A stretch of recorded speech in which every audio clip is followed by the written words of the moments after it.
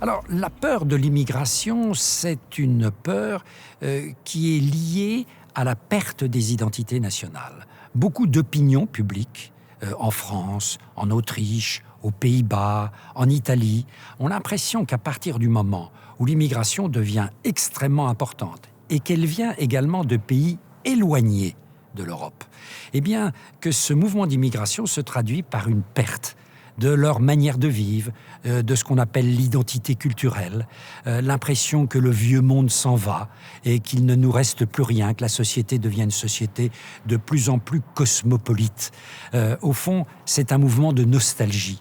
La France n'est plus comme avant, les Pays-Bas ne sont plus comme avant, l'Italie n'est plus comme avant, et c'est ce sentiment qu'un vieux monde meurt qui nourrit en effet l'hostilité parfois, et parfois même des mouvements extrêmement vifs d'hostilité à l'immigration.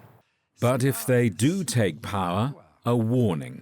That's where the difficulties really start. Parce que pour gouverner, il ne suffit pas de désigner des boucs émissaires. Il ne suffit pas de parler haut et fort. Il faut avoir des compétences techniques. Il faut la volonté de rassembler et non pas de diviser les électeurs les uns contre les autres. Il faut essayer d'être diplomate et non pas de manipuler les rancœurs, les colères, les haines.